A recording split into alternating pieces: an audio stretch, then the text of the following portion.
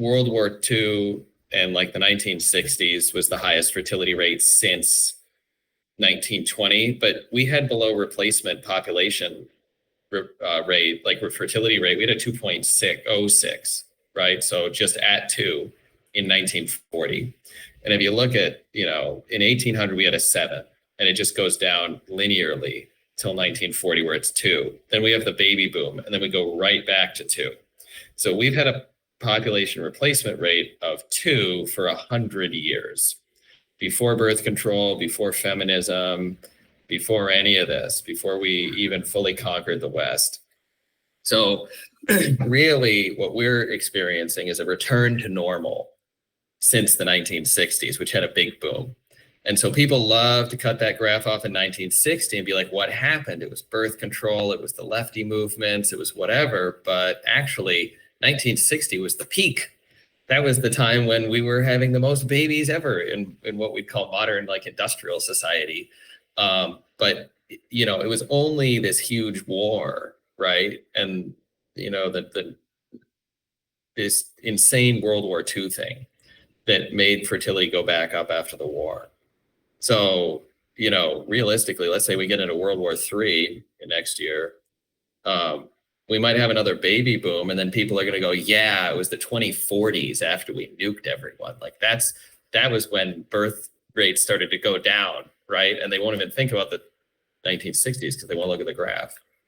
So, if we want to know why women are, having jobs or whatever, we should be looking at, I'd say, like 1925, right about when we hit 3 in our fertility rate, right?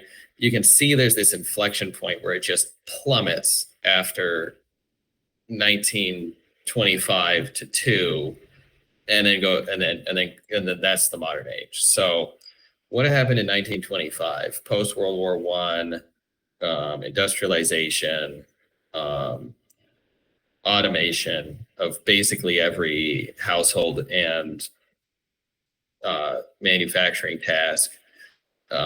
That's when modern society happened. World War II is an anomaly.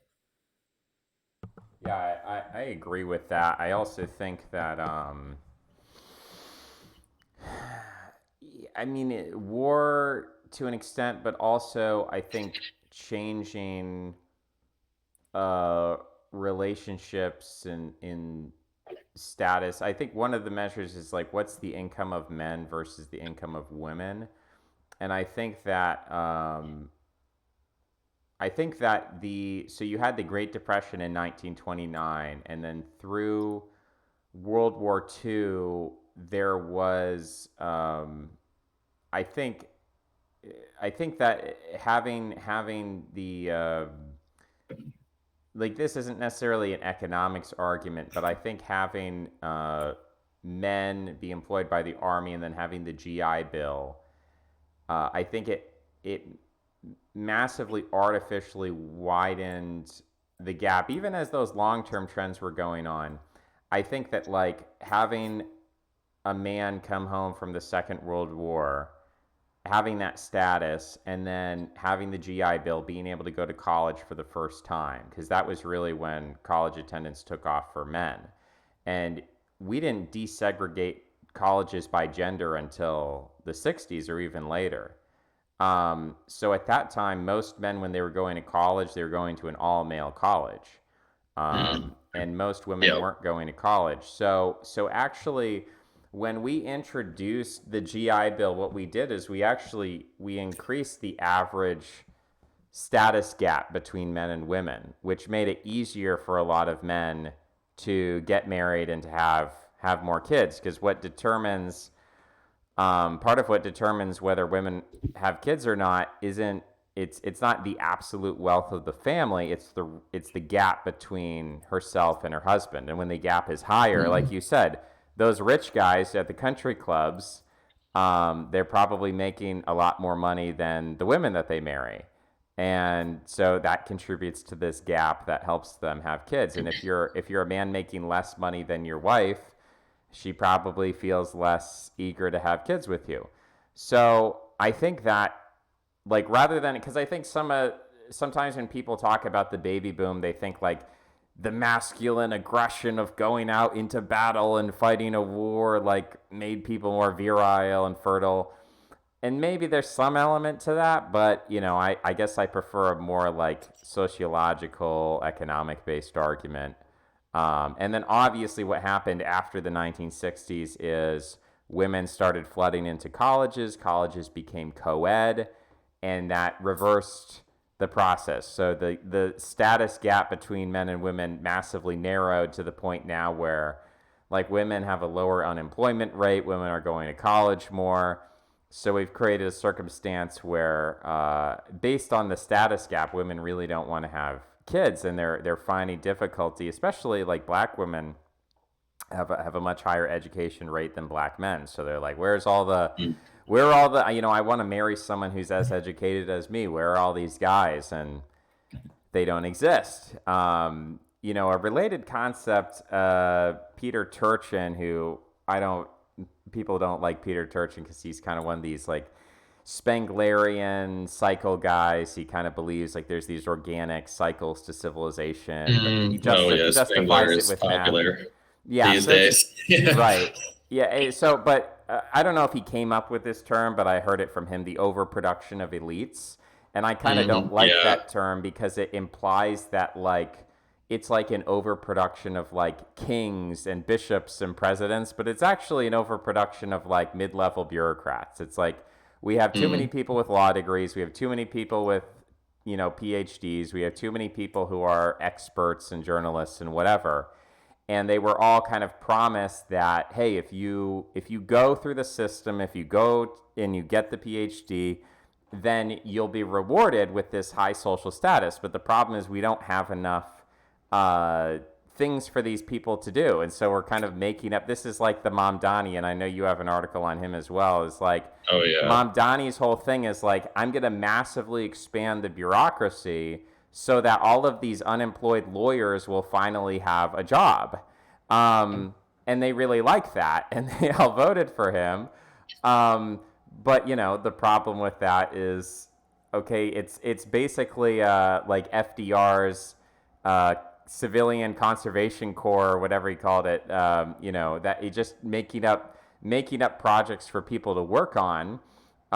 It certainly wins you votes, and it looks like it's working in the short term. But for the total economy, telling people to dig ditches and fill them back in again, it's a huge waste of money, and eventually it's not sustainable. Eventually, you build that program, and then a bunch of new people say, "Okay, I'm going to become a lawyer." Like there's no point at which uh, people correct for that. And I guess one of the questions is like, is there a point at which I don't know, people just stop going to college or something because they realize like you go to college and then your unemployment rate is going to be the same or something. There's still bonuses to your wages and stuff, but when that status gap narrows, it's hard to justify the time and the debt and everything.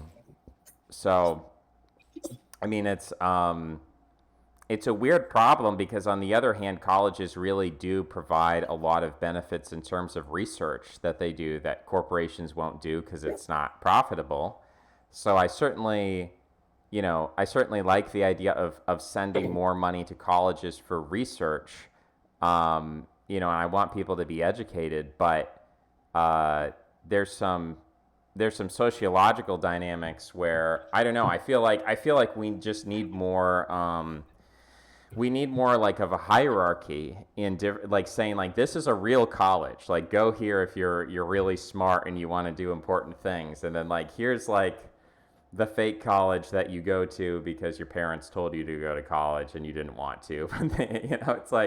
It's like that's I think a position a lot of people are in where it's like if their parents said, "Hey, I will pay for your rent so you can dick around and party," or "I will pay for your tuition so you can dick around and party," they would take the former. But no parent is going to say that. No parent is going to say, "I'll pay for you to live in an apartment for 4 years and hang out and smoke and do drugs." but they are going to say, oh, I will send you to college to get an education. Whereas from the perspective of the student, a lot of these people, that's functionally what they're involved with and it's not the educational aspect is like it's like a tax, it's like I have to do this to not flunk out, not to get kicked out of this thing. But yeah, having some sort of differentiation between the party students and the serious students, that's what the Ivy League is for. But unfortunately, like we just don't have enough. It's like we don't have enough Ivy League schools, and we have too many party schools, and we need to somehow convert. We need to force like 25% of the party schools to become Ivy League. I don't know how you would do that because there's currently people are very conservatives really don't like the Ivy Leagues. They think they're killing America and we need to get rid of them. So I don't know how you sell that in the current political climate, but I don't know. Do you have any ideas on the state of education? Is there a solution? Is this a hopeless case? Well, the problem is America's gotten so much more diverse. And when you're looking at problems, people tend to say things like everyone's not getting married or, everyone's committing more crime. But really, these are all sliver fractions of the population. So like 70% of people are going to get married. The majority of people are doing fine dating. So, if we're looking at fertility rate, we're talking about just upfront, maybe 30% of the population. And if we're looking at job and education outcomes, I mean, a 10% unemployment rate is catastrophic. And that's only 10% of people, right? Like most gender study majors who drink and fuck and, mess around in college, they actually do just fine, right? Like most gender studies majors are going and getting productive, correct employment jobs. I don't even think a majority of gender studies majors are underemployed. So most people, regardless of what you throw them through, they actually do pretty well. And so when we're talking about like a policy for education, we're talking about a policy that you're going to apply to 100% of people that's going to work for that 10% that's struggling in any given area. And so the reason you see things like Mondami's policies looking like, in my opinion, gibberish, which is kind of what I say in my article, it's because he's performing a sort of TikTok view of the population that's really talking about the problems of 10% of the population and then trying to apply a policy like a government grocery store or the expansion of this or that to the entire population in order to solve the problems of 10%. And, the people complain about American governance, but the fact is we're actually pretty optimized. If you go change a policy for like the majority of people, that policy is there because the majority of people mostly liked it, right? We have private grocery stores because most people like to shop at private grocery stores. You suddenly put in a ton of government grocery stores for the 5% of people who maybe SNAP is missing or there's some kind of misalignment so that they can't get food. Well, I might say we really want to get them food. But my objection is always going to be to apply that policy that worked really well for 5% of people to 100% of people. We should be looking at these like targeted, very slim policies. So for something like education, we'd want to know what's wrong with the 30% of gender studies majors who are getting a generic liberal arts degree and then not being able to go into consulting because 70% of those gender studies majors, despite the crazy degree, they're totally able to go into consulting. So I wouldn't target the party schools or the degrees as much as I would target what's weird about these people. So, for the gender studies people, I think it might be that there are people who go into gender studies because maybe they shouldn't be in college, right? So you get some people who are really into the gender stuff. They would have just done philosophy or English and it would have been fine. But if you look in English, right, where there's more subjective grading, you're seeing that there's lower quality students going in. And then when you try to look at the end of English, right, the end of the English degree, and you go, why are there all these failed English majors? Well, the people who were doing fine with an English degree are doing just fine. It's all these people who went into the English degree because they dropped back down from the econ degree. So they didn't want to do English. They weren't smart enough for the econ. They were poor performing students for some other reason. You know, I have ADD, right? I didn't do great in college the moment my support structure went away, right? So the policy for me would have been a more attentive advisor. There's no Mondami policy. There's no New York mayor policy that's going to help me get like a more competent college advisor. So when I look at things, I try to figure out like that specific why, because we're talking about like really specific people with weird problems when we're talking about divorce rates, lack of kids, education. We're talking about that 30%, you know. I think what people are kind of afraid of is the growth in the numbers and the projection linearly forward as this is going to be everybody. If we don't stop this now, it's going to be out of control. But that's what I'm disagreeing with. It's that everybody, because I actually think, like, I think you were both having the people who are vulnerable, who've always been vulnerable to dropping out of college, are dropping out or not getting the job or something. And then you have these additional people. What I'm saying is that group of everybody hasn't changed much. Like if you took like a survey of the types of students in 1930 going into college, and then you took the types of students going in now, and you tried to map the section of students that were going in 1930 to the section of students that are representative of those people going in 1930, I think they're pretty resistant, right? That's where that 70% that's doing fine is doing. I actually think it's a new cohort, right? Kind of like if you look at trans issues, you know, there's been crazy changing statistics on trans people, but well, why is that? It's because 90% of trans people are now these sort of non-binary women assigned at birth, right? If you looked at a trans person cohort from like 1960, it would have been like mostly men or males assigned at birth. And they mostly would be like dedicated to transitioning as fast as possible. So if you look at like, you know, depression rates among those people, it was very different than like depression rates among depressed, you know, females who want to transition to something that isn't either male or female, right? So I think in college, you see the party school, you're like, oh, this is a party school. And it's like, no, there's a party of new weirdos being wrapped around this like central cohort that's doing well. And I think that I might be wrong. If I start to see that central cohort is like not doing well, like if I see penetration from the English majors who probably shouldn't have even gone to college into the economics department, and you see huge dropout rates in the econ department, well, okay, then call me, right? Right? Then we need a big policy for that. But I think what we need is like trade schools, right? We need to take those people who couldn't hack it at a Harvard English department and send them to like a trade school or a second tier university. One of the ideas that I threw out there, and it's not original to me, but that, you know, because grading is so messed up, we just need to do it by percentile. And we just need to say like 10% of people get A's, 10% of people get B's, 10% of people get C's, 10% get D's, the rest get F's.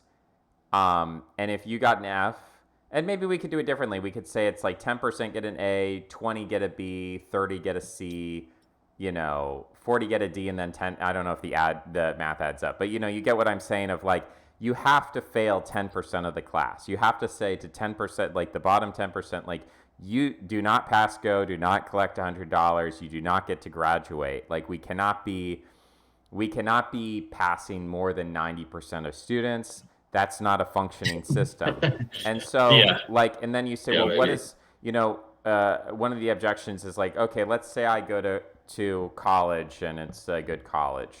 And let's say I went into a class and, you know, everyone scored 100%, but I got 99% of the questions right. And the professor had to fail me because I'm in the bottom 10%. How is that fair?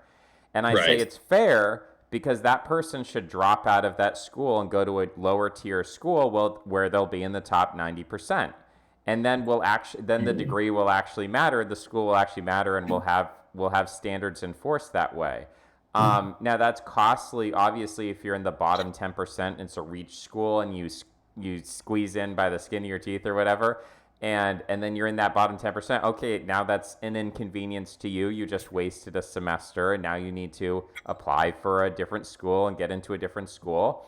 But I think that would be helpful in pushing people downward into the positions where they should be, rather than this kind of no child left behind ethos of, no, once you've been accepted into a school, we just have to push you through to graduation and everybody graduates.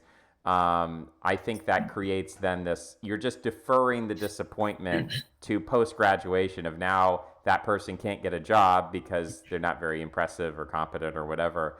And so I think that would help make the credentialing more accurate and create more accurate expectations. And then people would say, yeah, you know what, instead of trying to force myself into a something that won't work for me, I should just go to trade school or something like that.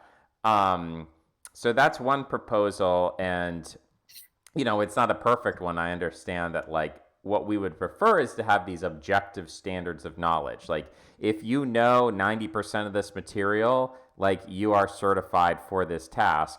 One of the problems with that, from my perspective, is that things like AI um, draw into question the entire model of education. Like, the idea of a general practitioner, a family doctor, the idea that you go to this person who studied general medicine and then you ask Yeah. them for a specialist. What is the function of that person in an age of AI? Like, why don't we just have 100 nurses? You go and you see a nurse practitioner, you describe your symptoms, she plugs it into AI, and she sends you to a specialist. I think part of the reason is because insurance companies make more money when there are higher costs, and forcing people to get, a 6-year degree to be a general practitioner increases the cost of healthcare, which means insurance companies make more money because they have this weird system where it's like, I don't know all the details behind this. Maybe correct me if I'm wrong, but there's like these regulations on how much profit margin they can make. So let's say they can only make 3%.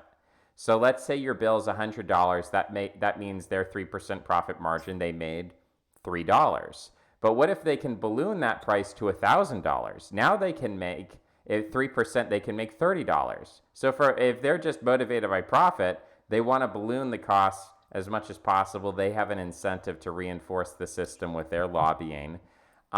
Even though it would make more sense to just basically, why don't we have the cheapest system? And if in many other industries, the incentive is the opposite, right? Because there's no regulation on profit margins. So if you're selling hot dogs, you want the price of pigs to go down as much as possible so that you can have cheaper hot dogs, sell more hot dogs, make more profit. But in healthcare, it's like, no, we want you to pay insurance, but don't go to a doctor because we want you to, like, the doctors are basically paid a bonus to, like, turn people away and be like, oh, drink more water or go home, hydrate, or to take these, to do a bunch of testing that's unnecessary. So it's a weird system, the health insurance system. I guess I'm not as worried about that as education, because I think that all these problems are like a tax, and I'm not so much worried about, like, a 5% increase in taxes as I am about, like, okay, we're not funding innovation enough, we're not funding research enough, and as a result, like, we're falling into this stagnancy and people are getting used to this.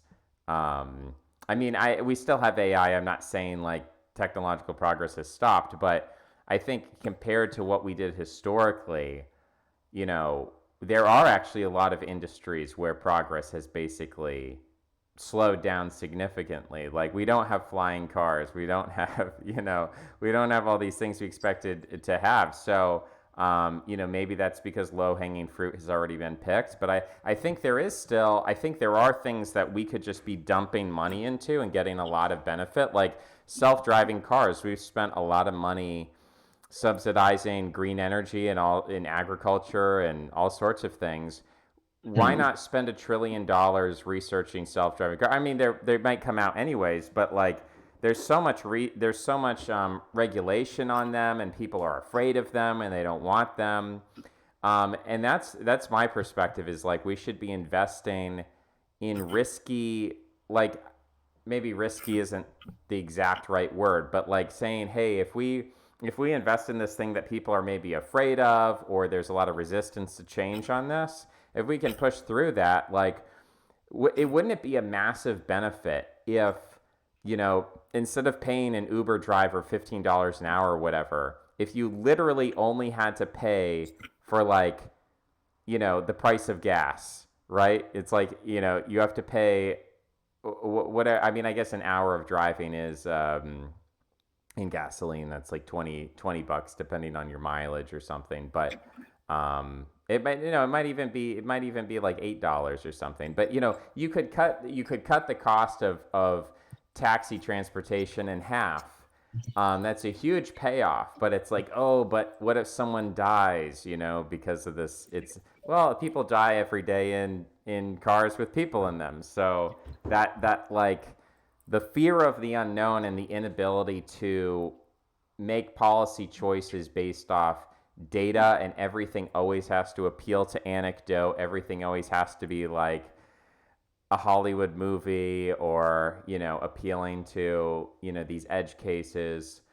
That's a very frustrating dynamic that's systemic, and I don't know how to overcome it, but that's my complaint. Yeah, there's a lot in there.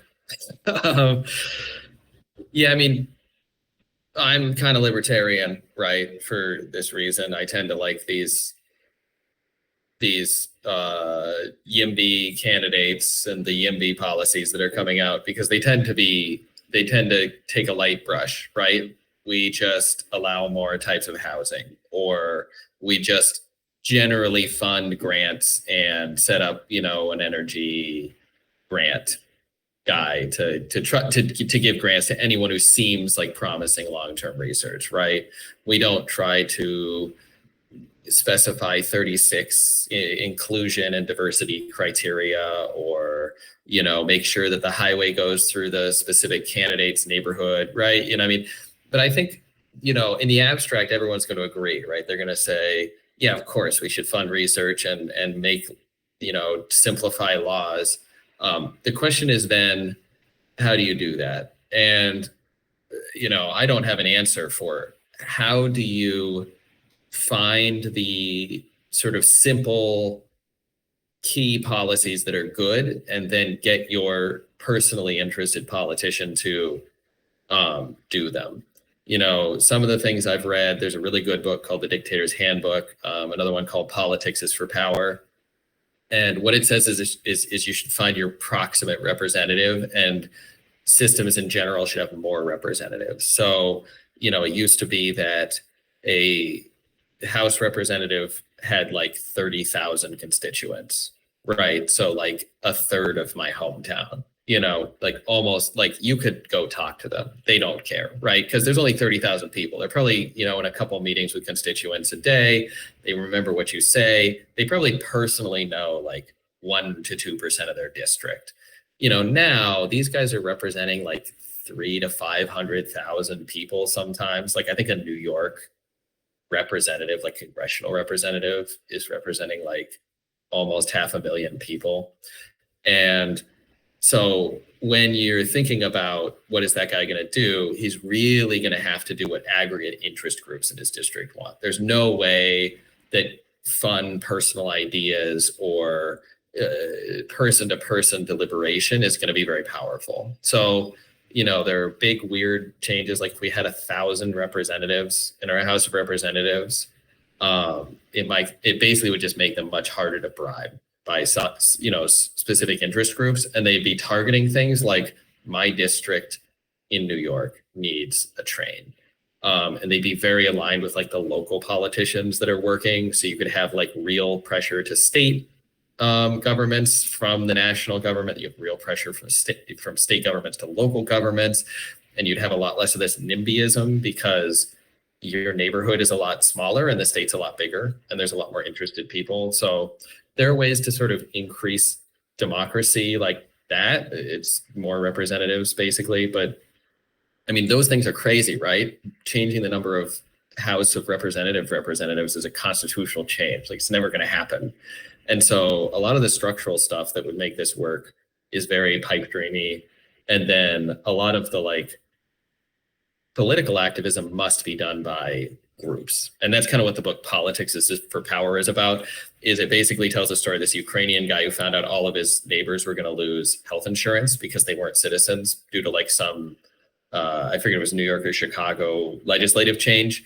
And he basically got like thousands of people to go fill out citizenship forms and call the representatives. And so all of a sudden, representatives who were getting like a call a day were getting like 500 calls a day from their district. And he basically formed an interest group. He just said, my neighbors are an interest group. We're not going to lose our health insurance, in a very practical policy, right? He said, we're an interest group. We're going to screw you in this next election if you don't do exactly what I want. And here's exactly what I want. It was incredibly effective.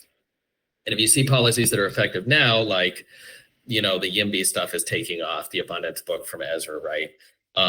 It's when they say, we want roads to look like this. We want zoning to look like this. We want this to look like this. And we're all going to screw you in the next election if you don't do these like 5 things. All of a sudden, every mayor, even Mondani, who wants to like nationalize everything, is saying like, oh yeah, and the YIMBY stuff, like, don't screw me, right? So I think that's the way to execute that political power. How we find those policies and how we find the right politicians, that's the art, right? That's going to be everything. And it's your local guy, it's your policy, it's your interest group. It's going to depend. Yeah, I've never really been one for local politics, except for like conservation and environmentalism. I guess I think that's one where Yeah. Yeah, I'm involved in a big the American Conservation Coalition, and we do a lot of local, like just getting people out on trails, like just getting people to hike. Turns out matters a ton for like they'll just vote for whatever saves the mountain they hike on. Yeah, that's all local. It's just totally, yeah. yeah, I mean, there obviously the federal government has some role to play, but I don't. I mean, I haven't looked at the data, but I don't know the last time the federal government was like, we are buying more land and we are creating a new national park that hasn't been there before. Trump and some of these, Mike Lee out of Utah was saying like, we need to start selling federal land so that people can use it. And I guess I'm very skeptical of the logic there that like we have this undeveloped land and we need to use this undeveloped land because it's not I mean, theoretically maybe there's like some minerals that are not being mined right now because of federal protections, or some oil that's not being drilled or something, or like, we could have a farm somewhere and we don't have a farm there. But I don't think that, like, when you have those sort of static resources, I view it as a kind of reserve. It's like it's in the piggy bank. Like, if we needed it during a war, we could override those laws and get it. But, for me, I would actually rather see a country where we focus on getting people together in cities, because that's where most economic activity happens. And so, like, this idea of like, well, Detroit failed and Baltimore failed and Chicago, like, what we need to do is start a completely new city somewhere out in the desert somewhere on the federal land. I would rather just kind of like fix the cities that exist and, stop, like the fact that you go to St. Louis and it used to have a population of like 2 million and now it's like 900,000. It might even be worse than that. It's like, that's like war casualties. That's like World War II, like Warsaw or something, like 50% of the population wiped out. So figuring out, like, we already have roads, infrastructure, empty buildings, railroad tracks that are not being utilized, that were built for larger populations, that have been emptied out. Why don't we utilize the existing infrastructure we have, get people back into, what policies do we need to make that happen? And I sort of talk about that as the kind of the problem of YIMBYism is that I mean, there's a desirability crisis, and people don't want to live in those areas, and it's partially because of crime. And one of the ways that people get around this is with the university system. Like my friend Josh had this post, and he said, I think it was Matthew Iglesias was saying like, wouldn't it be great if we could legalize like dorm style housing where like you can have like a bed in a bunk bed in a room with like 10 other people and there's a common room or wherever, and that's like legal for a landlord to rent that out. And Josh is like, yeah, it's called college, and in college like you have RAs and they can just go into your room and inspect it, and if you're in violation of the policies they can just kick you out. So a lot of the house, like the regulations that are on landlords now, which make it difficult to have that kind of like cheap, because that's a cost on the landlord when you have to give a 30 days notice to a tenant to be like, okay, I'm going to come in and inspect and see if you're in compliance, and oh, it turns out you are smoking weed and you trashed the place, like guess I'm going to have to evict you, but I need to give you 30 days notice for that too. Like, that's Yeah. that's a cost on the landlord. So then the landlord just says, well, I don't want to rent to low class people, so I'm going to jack up the prices so I don't have to deal with that clientele.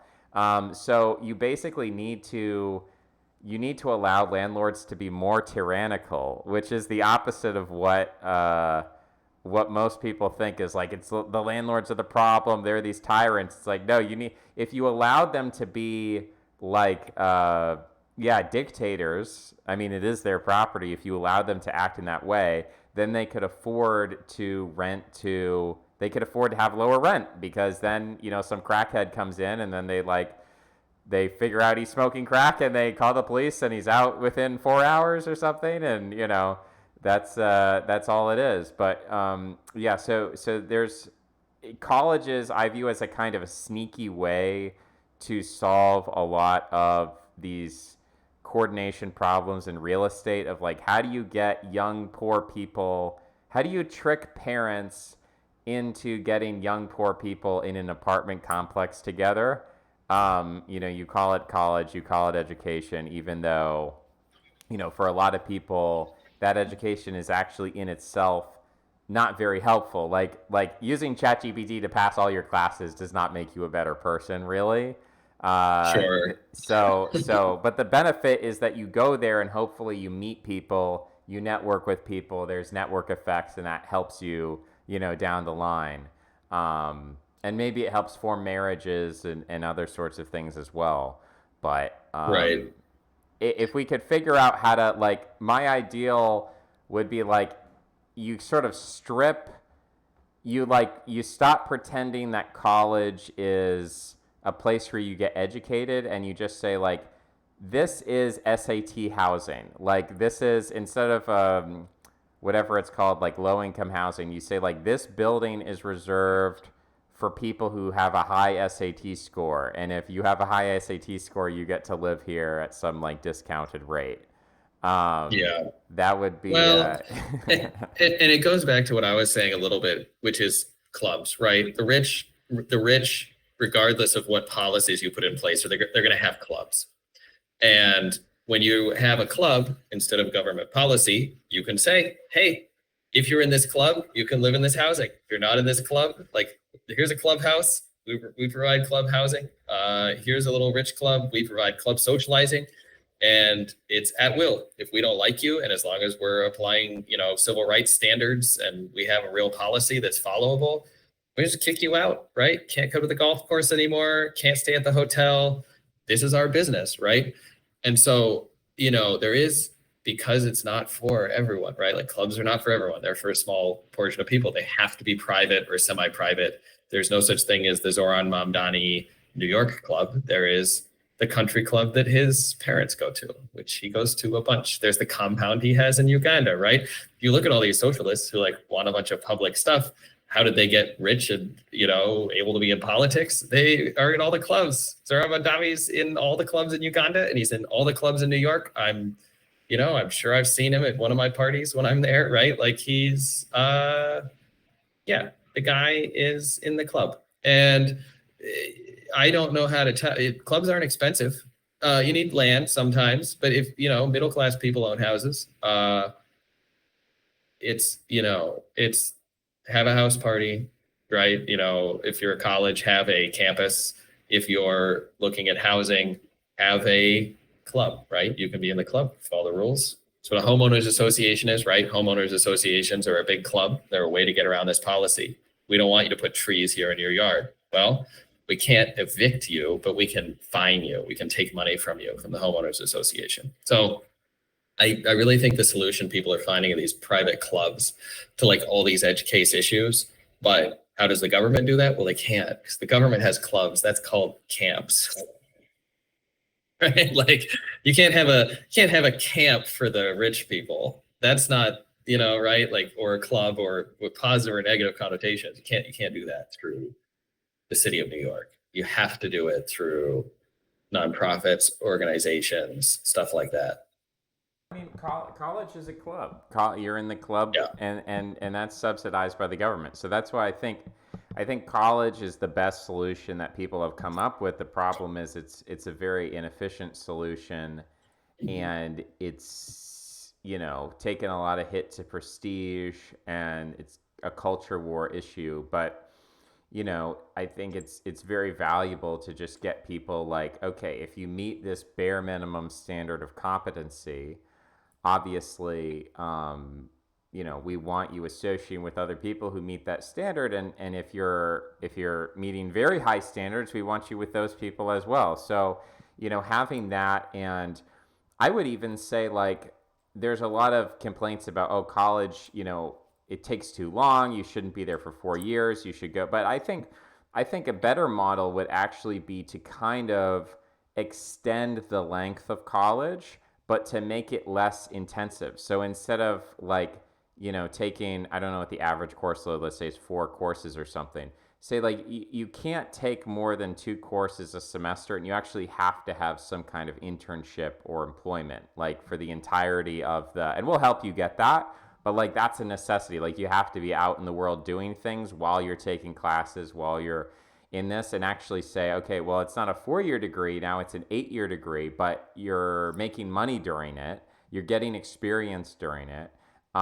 So kind of, and maybe I know a lot of people would object to that, but I think it's an interesting model because if you're assuming that the real benefits of college are networking, it's having people around other people, forming relationships, then why wouldn't you want to extend that? Like, maybe this is just me, but some people I think go to college for 4 years and they make the mistake of, maybe they met some people, maybe they made some friends, but they don't keep in contact and they don't maintain that network for the rest of their lives. And so it's kind of poof in a cloud of smoke. So I would like to see some sort of method or mechanism of keeping people, these government mandated clubs, keeping people in these camps for longer periods of time than just, oh, you're 22, okay, go out into the world. Because, a lot of people haven't figured out how to network, and they haven't figured out like how to deal with people and whatever at age 22. So, I mean, the solution that people have come up with is, oh, I'll get a PhD.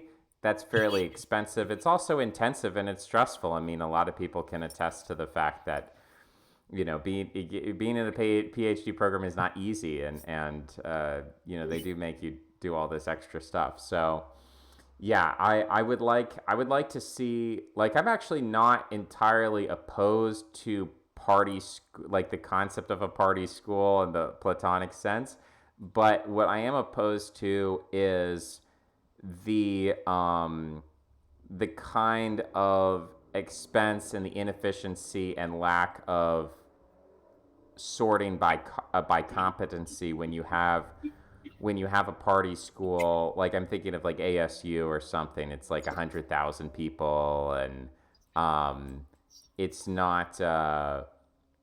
I don't know. I think when you have an institution that is that big, maybe it's a good thing. I don't know what the life outcomes. I guess if I really want to figure this things out, I should. Maybe it's just a personal bias.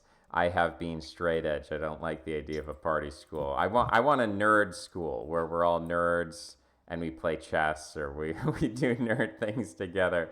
So let the party people have the party school. I want to go to a nerd school, straight edge nerd school. That's my preference. But anyway, I know we've been going for a while here. Oh yeah.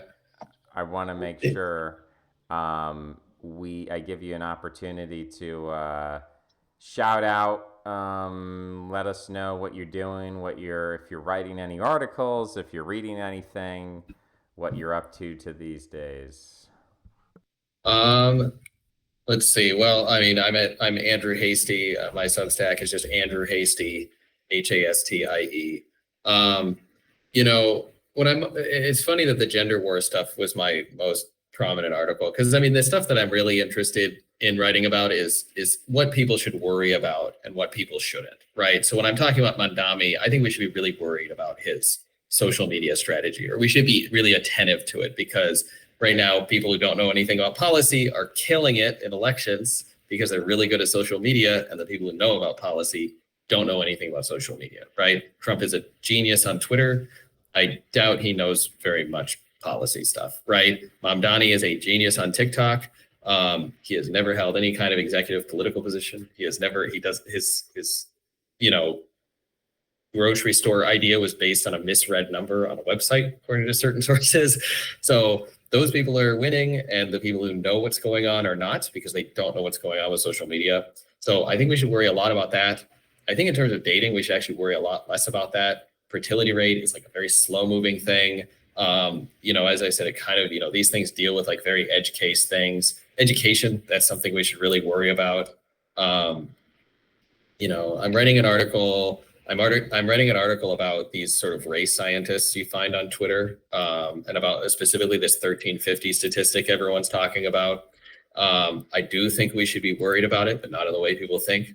I think we should be very worried that, like, basically the far left in the United States has just totally failed to stand up for basic intellectual consistency anywhere. And we've totally lost the plot. We've totally lost the plot when it comes to talking about like our policies through a scientific lens. So in the case of the 1350 statistic, you've got a bunch of guys on the right wing trying to bring this 50 up. They want to say 1360 or 1370. People who don't know, the idea is that like half of murderers are Black, right? So Black people are 13% of the population, half of murderers are Black. So people say 1350. And the left will say, well, actually, it's 40% of murders. We would look at exoneration rates. Actually, it's like 35% of murderers. And the article, the spoiler is that it's not the 50 we have to worry about, it's the 13.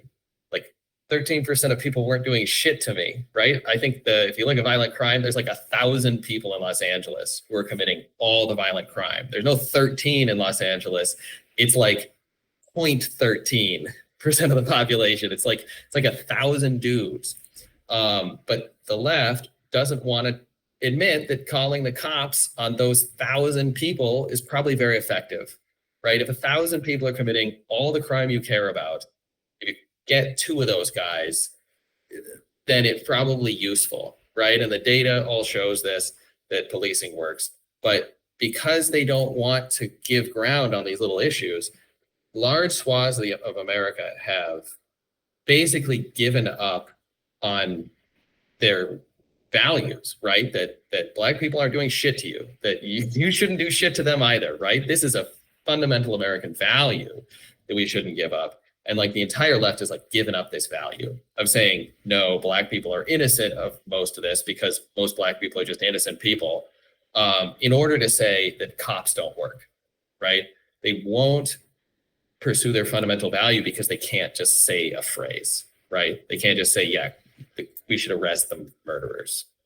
And so the article is kind of about this. I think it's one of the most important things that's happening is, social media has made us embrace these little slogans that actually short circuit entire parts of our personality that we would find like abhorrent to short circuit in a normal social context.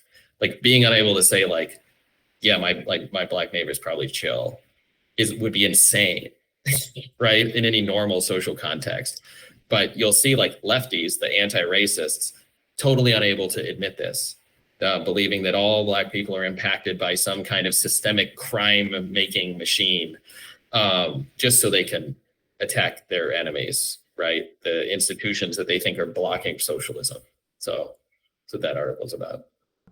Yeah, that's interesting. I mean, I guess I'm a prison abolitionist. I don't think we should have jails, but I think that at the same time, you're correct that there is a small percentage of the population. The last time I saw it, I mean, I don't have the graph.